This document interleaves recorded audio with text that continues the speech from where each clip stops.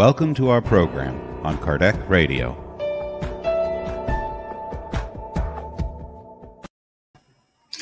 Hello, everyone. Thursday, almost end of the week. So good to have you all here with us today. Fayete, my Irish friends, SSI workers, my friends from UK, from Poland, from Brazil, friends from, let me see here, Sweden, Leah. Well, very good. It's nice to have you all here with me today. And today, the talk is going to be by myself, while some other are busy at work. But let's do it. Let's do it. The show must go on. Huh? Yeah, Danny, good to have you here, Danny. Long time I don't see you here, my dear friend. So, by the way, for those who are sending a lot of messages about the meetings in Lantern Center, I spoke to the management team yesterday, and they still do not have a day to open. They said the good thing is they will open, but they don't know when. So I was afraid they would say, "Oh, we'll close everything and nothing gonna open anymore."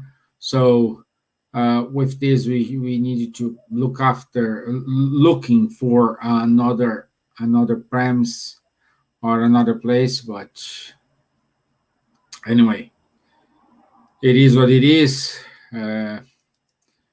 We need to go through these difficult times. Okay, so let's start. Last week we spoke about book number 1 of the Spirit's book. We talk about God. So we finished the chapter 1, and now we will start the chapter number 2, which goes from question 17 to question 21. And today we're gonna cover these 4 questions here. Okay. Okie dokie. So let's do our initial prayer. I would like to invite everyone to close your eyes, have a deep breath, raise up your thoughts towards your mentors of Ireland, mentors of the group, asking them to enlighten ourselves, enlighten our neighbors, those friends who are in need, those who are sick, those who are suffering from depression, anxiety, those who are thinking about suicide. May this prayer reach their heart and their soul.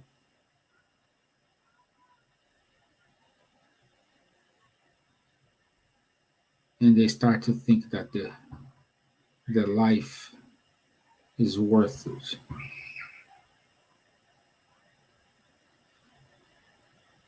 So be it. Amen. Okay, so let's start the ride here. We have a lot of people here already joining us. Good. So let's start now. And on this chapter number 2, Kardec called the main chapter as general elements of the universe. Okay, this chapter number 1 is talking about God itself. Now in the chapter number 2 is the general elements of the universe. So he will talk about what the questions he had about the universe, how things forms, and he divided the chapter in knowledge of the origin of things, speech and matter, properties of matter, universal space. Okay, and today we will talk about knowledge of origin of things. Okay, that's the ice cream man. I hope you don't want ice cream. Okay, so in the question number 17, Kardec asked, can man know the origin of things? So, in other words, are we entitled? Can we understand the beginning of things? Can we understand how things were formed, the reasons why, the consequences, all this? Can we understand this? And the spirits wisely said, no. God does not allow everything to be revealed to man on earth. Let's underline these last 3 words: man on earth. So it's not like we will never know. It's not a meaning of forbidden. There is context of forbidden. And this complements with question number 10. And question number 10, Kardec asked, can man comprehend God's intrinsic nature? And the answer is no. That is an aptitude that he lacks. So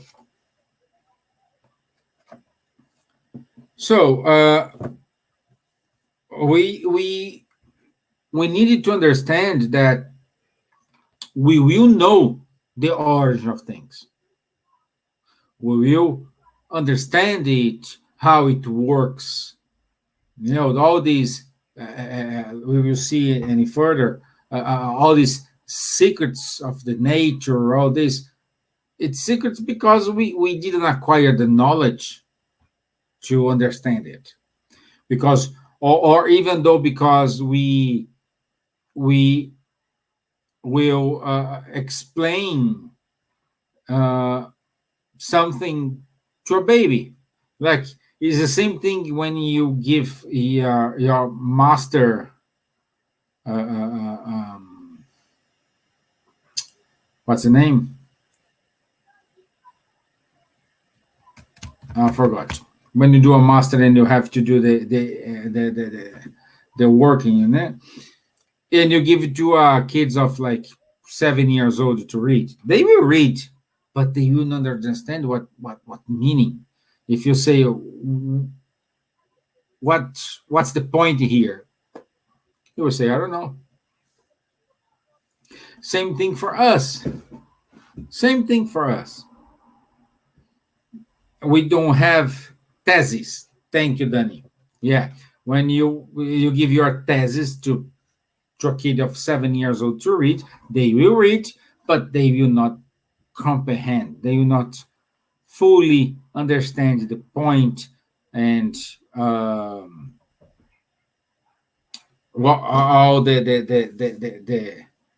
the main point of this thesis, or like Danny said here, dissertation. Okay.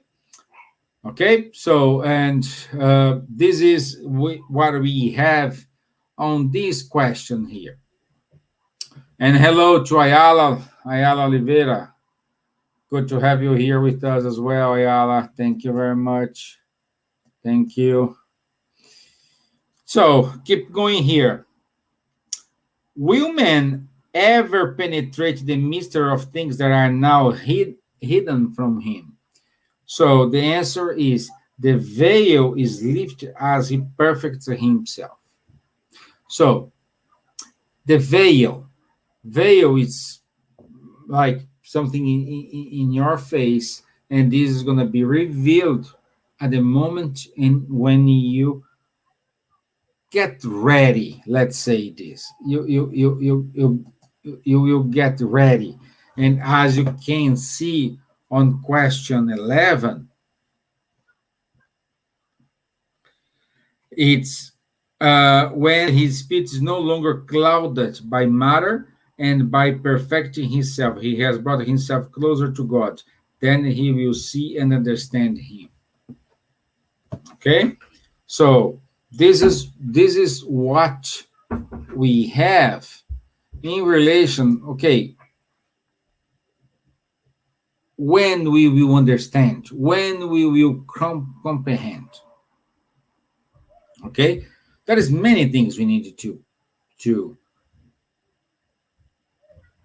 to not to figure out, but we don't have words to say. The same problem like Kardec had at the time when he was codifying the Spiritism the teachings. He didn't have words to explain these. That's why he called energy. This because and today we do have proper names to proper things. No, okay. Okay, so even to us, when we will see any a little bit further at the end of today, matter, like for example, matter, we know, like the state of liquid, gas, vapor, but we do have the plasma as well, and many others. So all these is a question of when we will have capacity to understand. So on question 19, here things getting a little bit funny or interesting, because question 19, can't humans grasp some of nature's secrets through scientific investigation? Let's see. Science has been given to them for their advancement in all matters, but they cannot go beyond the limits set by God. Okay? So, what do we want to say here? He wants to say that science and faith do not exclude themselves. So, Stevan, are you saying that science, faith, they walk together, they are close, they are... Yes. Science and faith walks together. And both belongs to human evolution.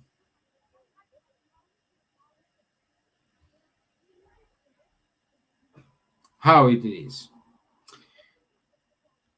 The faith I'm saying here is not that faith that's religious faith.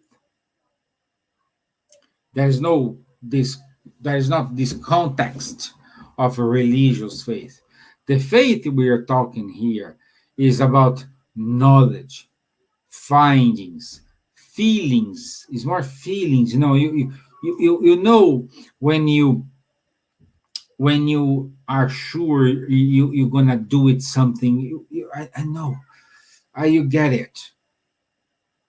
Even though everybody say the contrary, but you have that winner feeling with you that I will get it. That's the faith we are talking about here. This is what I want exercise with you.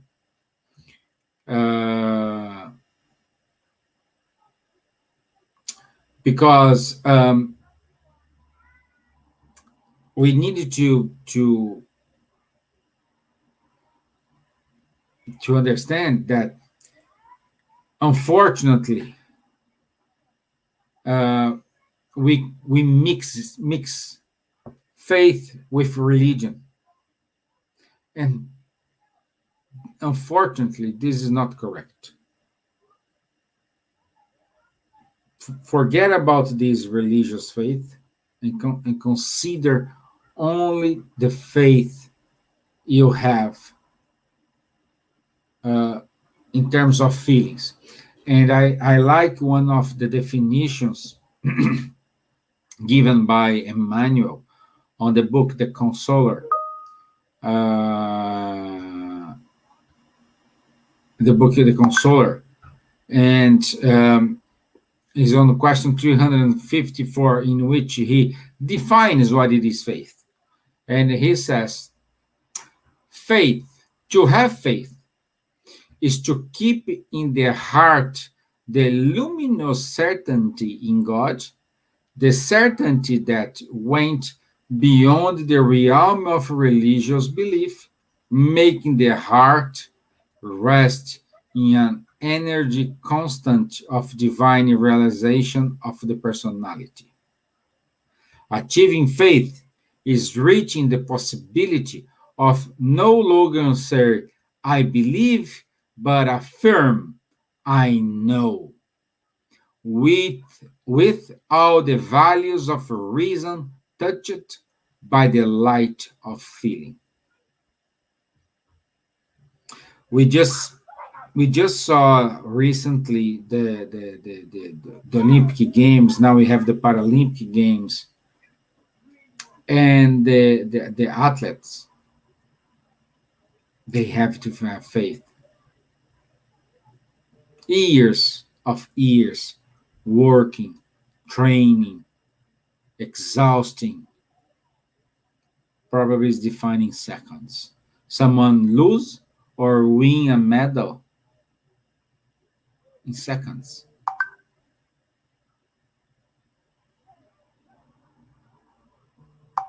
So we need to have that faith. Just say, I know to I believe. From I believe to I know. See? Let me see what more I have written here.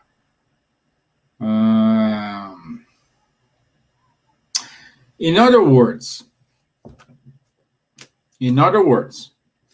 science is something you can measure, you can touch. Faith, it is something intangible, it's knowledge, it's feeling again. Okay? And this was even said by Jesus. Remember when he cured a man on a Saturday, and all the priests, those religious guys were saying to him that he did something on a Saturday, and then he says this. By the way, we find this on John 20:29. Because you have seen me, you have believed. Oh, I'm sorry. I mixed it up here. Go back. Hi. Okay. The point here is this happened with Thomas. Because when he wants to see God, when everybody saw, I saw Jesus, and he said, in order to believe, to know he's here, I need to see him, I need to touch his scars, his marks, and then I will say, I do believe. Consequently, Jesus appeared to the apostles, okay? And he said to Thomas, because you have seen me, you have believed. Blessed are those who have not seen and yet have believed. I will give you like 1 second. Where is the science and where is the faith in this sentence? I say it again. Because you have seen me, you have believed. Blessed are those who have not seen and yet have believed. Hey Don, how are you, my friend? Hugs to Chicago. So, time's up. The science, it is because you have seen me, you have believed it. So he touched, he see. It's part of the context there, you know. And the faith part. Yeah, Danny, you nailed it, Danny. Well done, my dear. Yeah, exactly. Science you can see exactly. And blessed are those who have not seen and have believed. This is faith. You remember the definition given by Emmanuel? We needed to change from I believe to I know.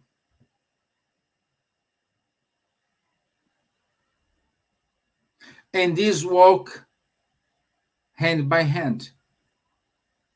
This walk all together.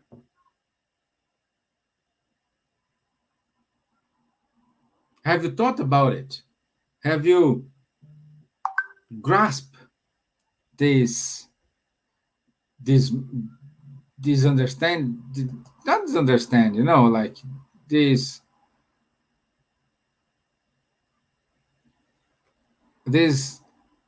way to do this kind of interpretation? When I was studying, and I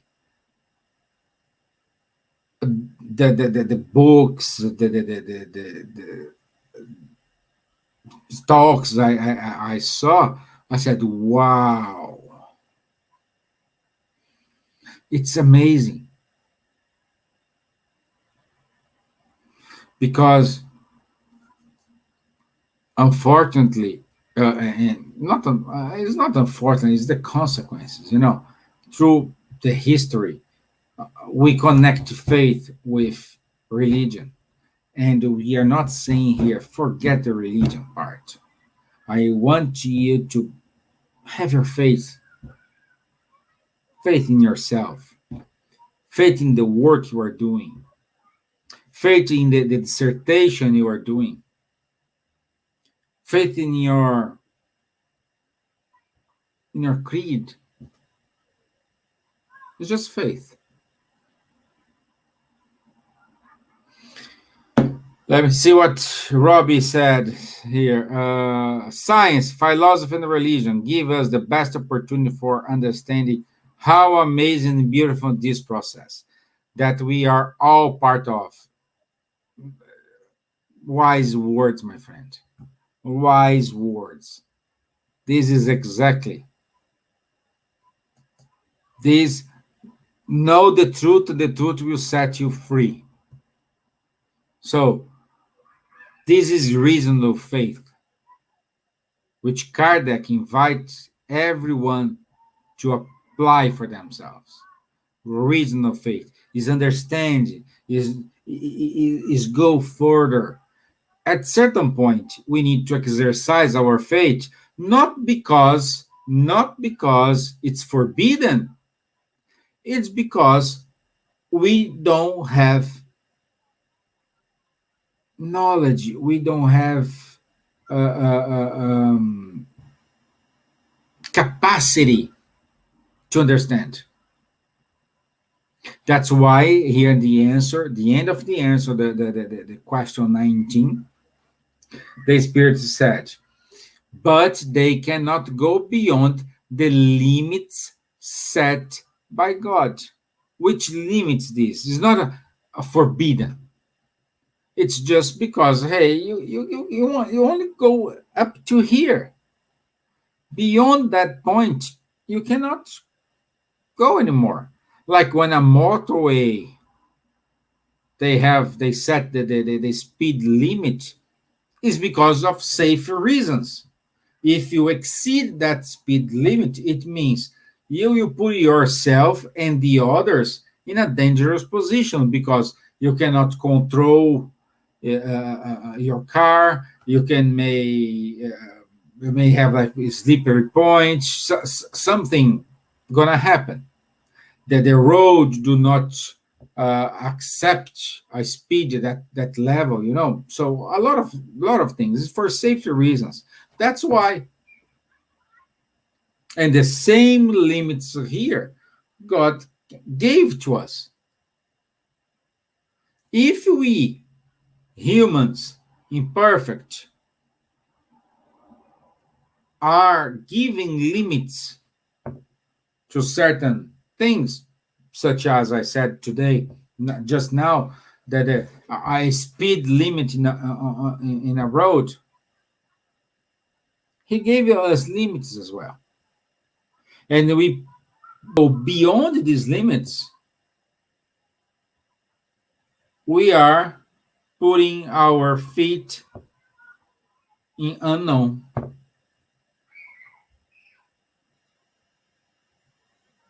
Unknown land, let's say. Okay? Okay? So, also, I like this because just to wrap up these comments about science and religion, but before that, let's see what Danny wrote to us. Let's trying to have faith in ourselves. And it's difficult. Sometimes it's a huge challenge, agreed. It's quite tricky if you think properly. If we have faith in God, if we believe in God, and we are part of God, of course, we should have faith in us. Wonderful, Danny. Thumbs up for you as well. So, we need to believe in ourselves. That's the faith we are talking about here. It's not that faith, okay, if you don't believe, you go to hell. If you don't believe, you're going to be punished. If you don't believe, you'll be excommunicated. No. The faith we are saying here is, I know my limits. I know I can go up to here. From here to there, I may need the help. I may need someone to support me, or I may need other kinds of resources in order to go beyond this point. So the question is, do you have these resources? No. Okay, I don't have. What I need to do in order to acquire this resource? Let's study. Let's review our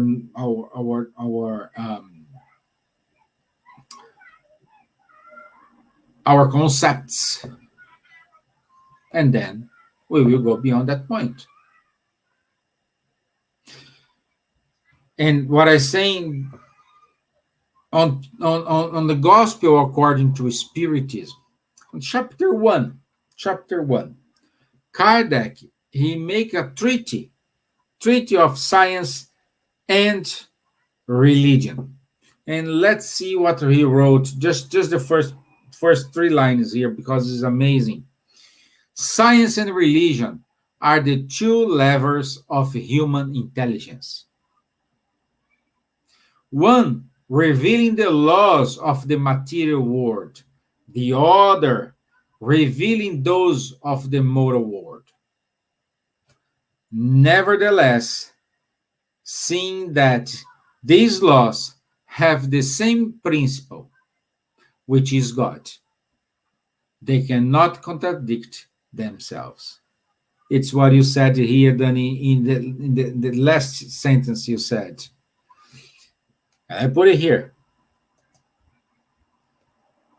If we believe in God and we are part of God, of course, we should have faith in us. That's the point. That's the point. That's why faith and science, they are connected. They are connected. That is a sentence. They say that Einstein said that. I don't know, but the point here is not Einstein or whatever what one other person said, but the sentence is wonderful. But let's attribute to Einstein because everybody's saying Einstein said, so let's keep it like this. And he said, science without religion is lame. Religion without science is blind.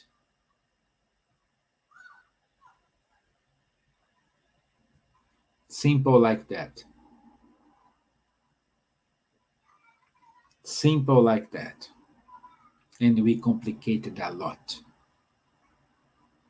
And we complicated a lot. And it's simple like this. We have the materialist movement in one side saying, hey, if I don't see, I do not believe. But it's changing. It's changing.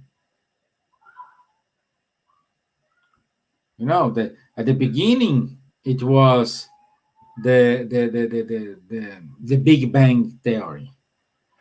Then, I don't know, a few years ago, they found the Higgs boson. It's all the same thing.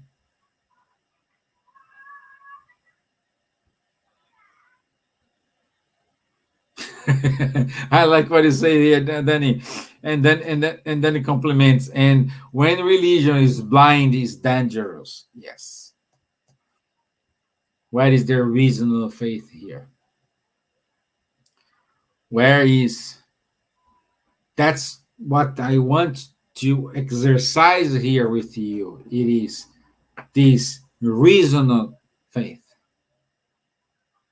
All these, what Vanderlei, Samantha, Neide, and I, we are trying to exercise here. We always take this to that road, the road of reason of faith.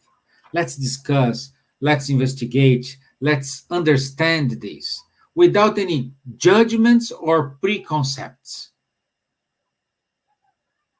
Because if I have a preconcept that, for example, spirits do not exist, full point, doesn't matter if you come to talk to me about a lot of things of the spiritism, about proofs we have the existence of the spirits. I will say, no, wrong.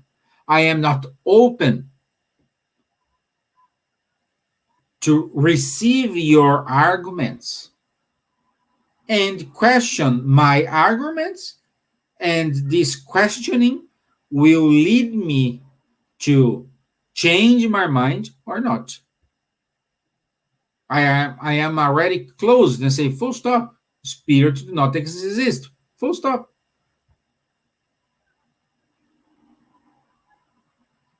Got this point?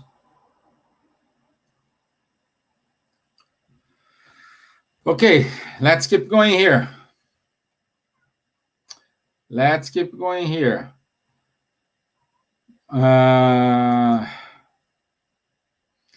And by the way, this is one of the parts I love to talk about the spiritism. This is one of the the parts which makes me amazed. You know. Then Kardec says here, his Kardec's comment, not the spirits.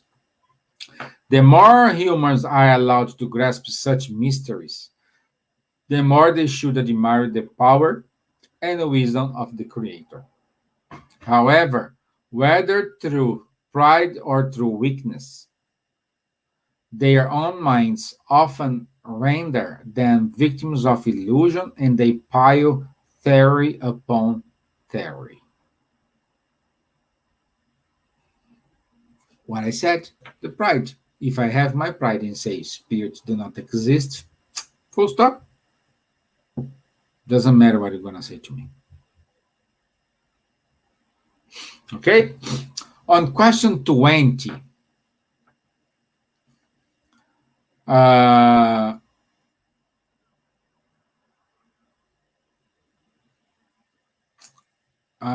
let me see one point here. I think I forgot to say something here.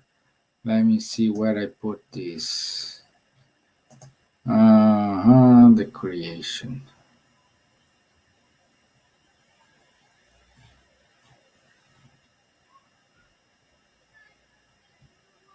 Let me see here. Okay, great. No problem. It's not there yet.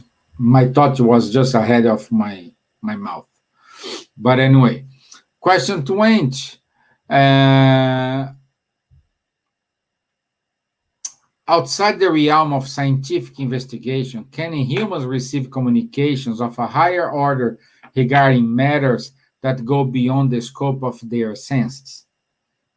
Yes, if God deems it useful, God will reveal what science cannot detect. And we have this aspect within the three revelations. Okay? And what were the three revelations?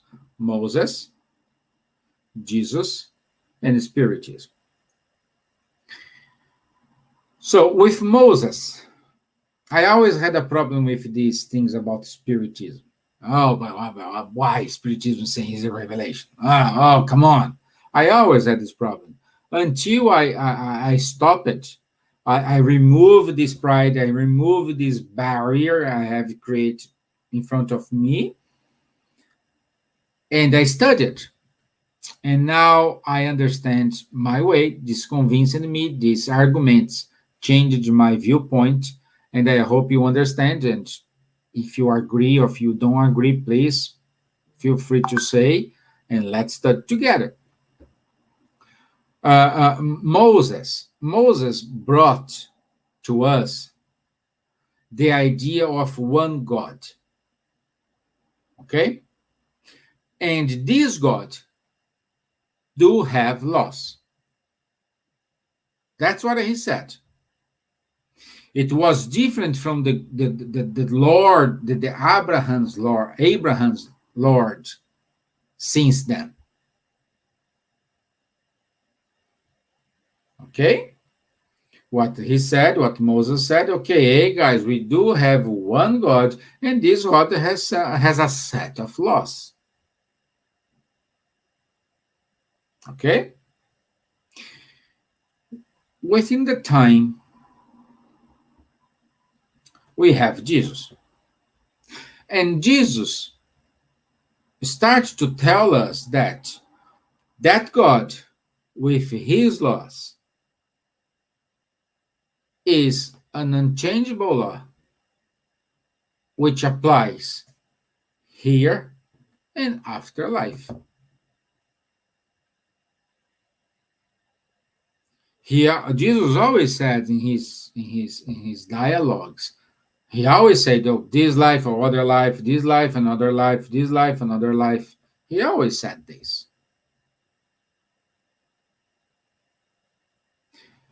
And the cherry on the top of the cake here happened because Jesus returned after he died. So That was the proof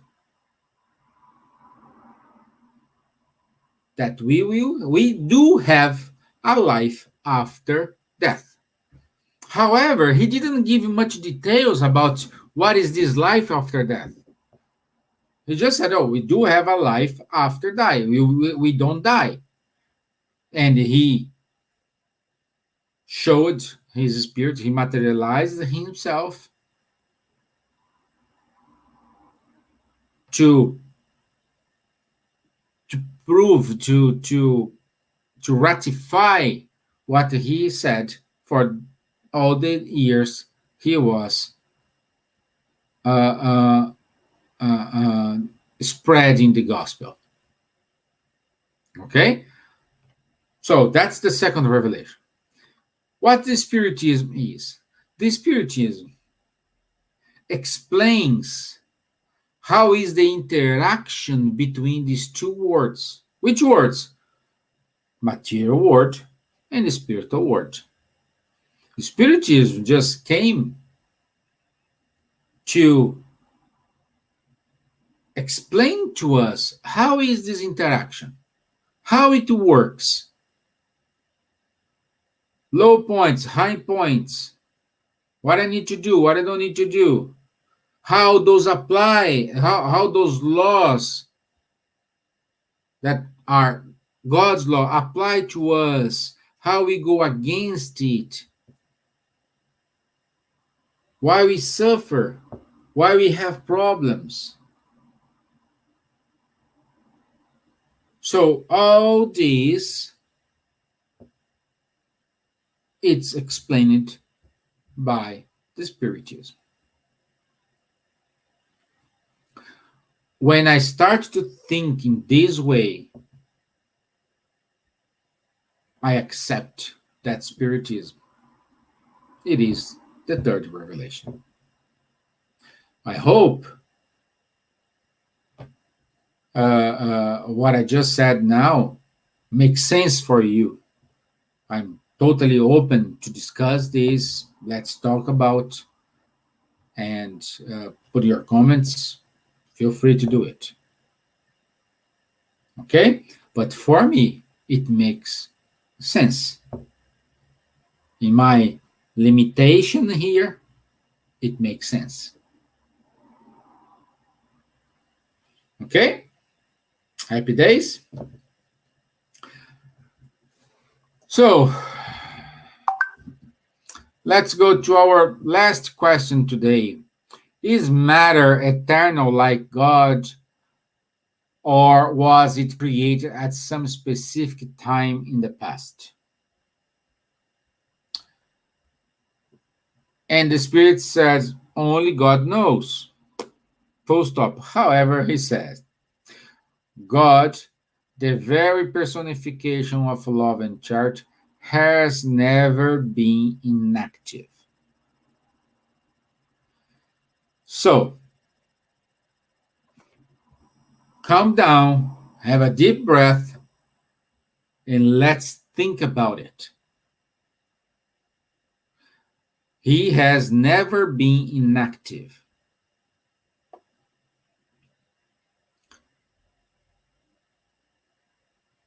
Let's say this. If God is eternal, and if he's eternal and never being inactive, the action of creation mixed up with the eternity. Therefore, the creation is eternal, but the creature is not. We had a beginning. Oh, our spirit was created in that point.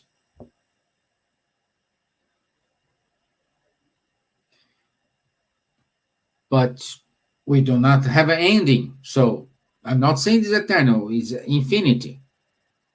The eternal I'm saying is there is no beginning, no ending. So if he's eternal, no beginning, no ending. Because if we have, I already said this to you guys, if God has a beginning, who creates God is God.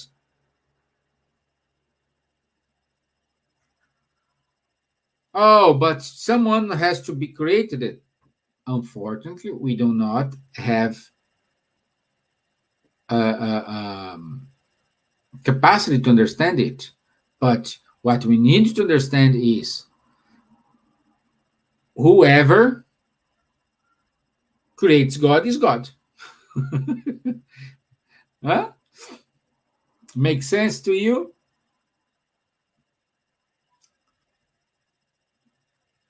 So let's keep in here in this train of thought here.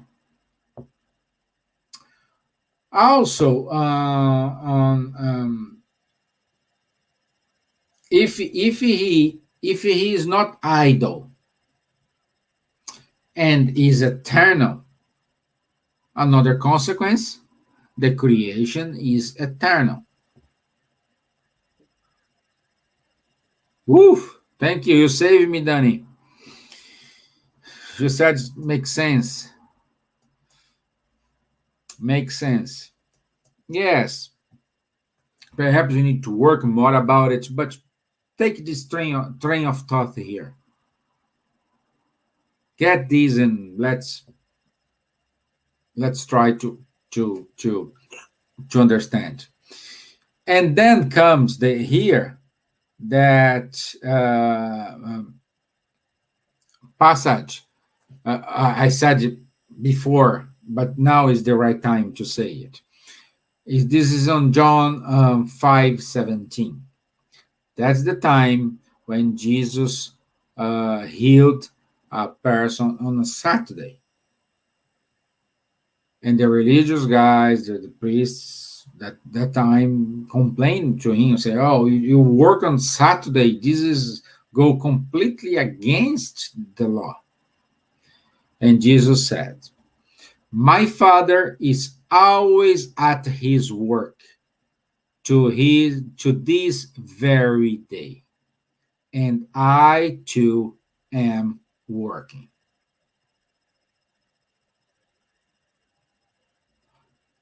Again, that idea that God rests on the seventh day, I don't know. Why he will rest?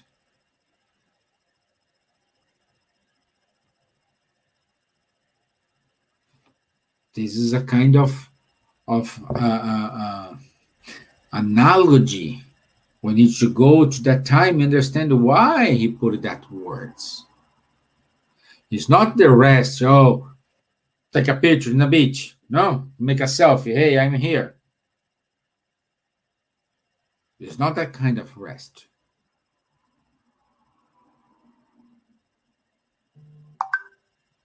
We cannot understand something without put ourselves in the culture and the understanding in that epoch. Without it, it's not valid.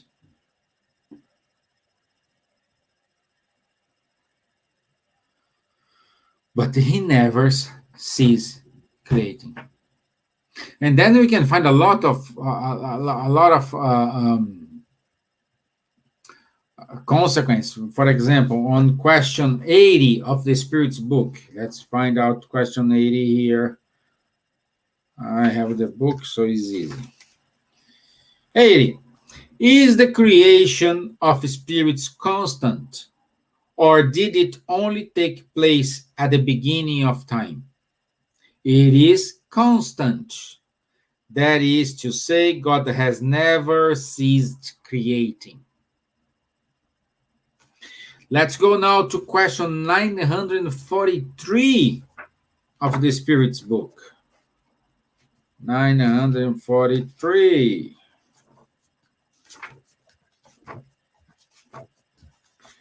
But I don't know.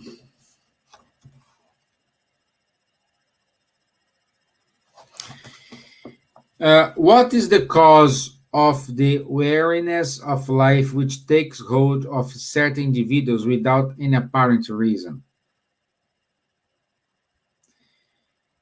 It is the effect of idleness, the lack of faith, and often satiety. So, what is the cause of weariness of life which takes hold of certain individuals without any apparent reason? Which is why we just, when we wake up, that's what we want to avoid here.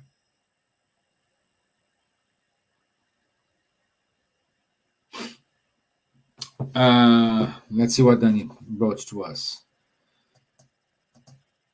It doesn't make any sense at this point. God rests in the seventh day. Such energy like God doesn't need to rest. Great. This need is about our human body, our human fragility in this planet where we are now. I think I completely agree with you, Danny. That's my way. We need to rest. Because if we don't rest our body, we will do mistakes, a lot of mistakes in our work, in our personal life, in our professional life. We will make mistakes. So the body need to rest, the body, but the spirits, no. Proof of that is when we are sleeping, the spirits run away. They will do something. But what we are saying is we need to work, but the work here is not a labor work. The work here is the goodness, the kindness, the love. That's the work we are saying here. The work of creation is love. Like when you see a flower, a blossom of a flower, all the details of that flower, the color, the adaptation to the terrain. When you start to think about it, we say someone put a lot of thinking in order to create this. And this thinking, it's love.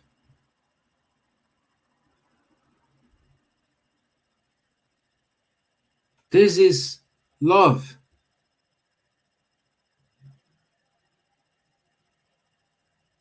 And meanwhile, like you said here, Danny, we think in terms of labor. Put our hands on. Let's sweep the floor.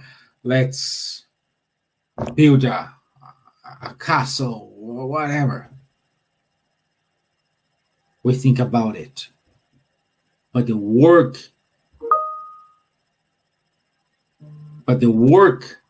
God do to us is love. And this is restless. This is restless.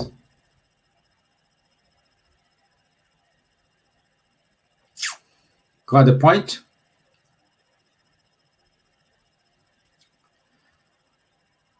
And with this, let me check the time. Oh, 5 minutes. We concluded the study today. See, when we talk things about, we love to talk, we have passion to talk, you lose the notion of time. But this is it. What I want to give you guys. I don't know if we still have like 4 minutes here. If you have any question, let me know. If you have any comments, let me know as well. But think about it. Think about it. All the perfections of an animal, our body, our cells, how it works, the perfection, the synchronization of everything of our body. Someone, thank you, Elsa, my dear friend, thank you. Someone spent some time doing it, but not in terms of put your his or her hands on. It was love. Love did it.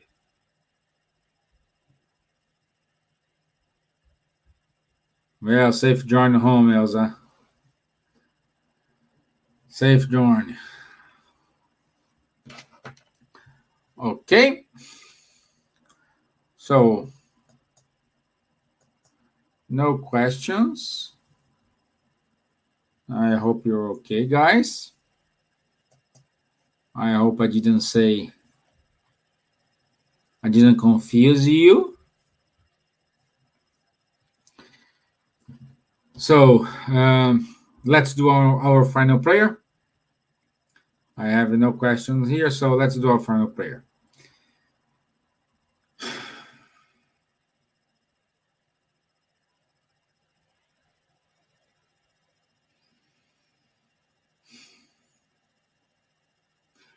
We want to ask for the superior spirits to wash ourselves, clean us up from our toes to our forehead, taking away the bad energies, bad influences, and bad thoughts, allowing us make the connection with superior spirits, with our mentors. Mentors of Ireland, mentors of Brazil, mentors of Portugal, mentors of the United States, mentors of England.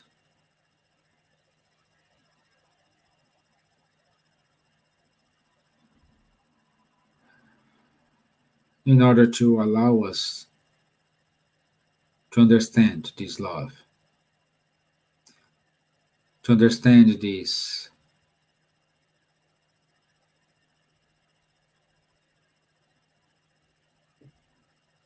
feeling,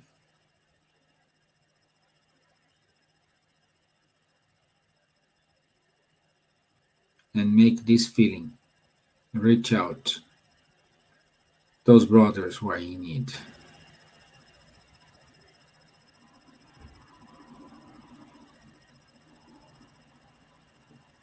May we have a wonderful night, a wonderful rest of the day.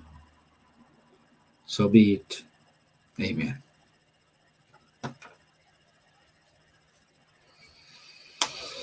Okay, so thank you, Danny. Thank you, Danny. Let me say here, thank you, Dawn. Our speaker, thanks. Good weekend to you, my friend. Thank you very much. Thank you, Elsa, for prayer. Thank you, Leah.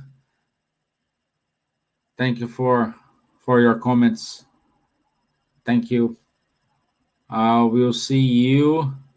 Yeah, this Sunday it's Samantha's talk. I will see you next Tuesday. Okay. Also, well, we do have a bees weekend. Yes, we do have. I almost forgot. We do have a very busy one. To be honest, we do have a very busy weekend. Let me. Yeah, Elsa saying here. Yes, exactly. So this Saturday at 6 p.m. London time, Ireland time, we will have a conference on suicide prevention with very excellent speakers such as Stevan, Mick Collins, Fernanda Perini, Marina Stigo, and Peter Fenwick. So don't miss this, my friends. Don't miss this. Okay? So stay tuned, and I will see you Saturday, 6 p.m. Okay? Have a nice day. Enjoy your evening. Bless you all. Thank you. Bye bye.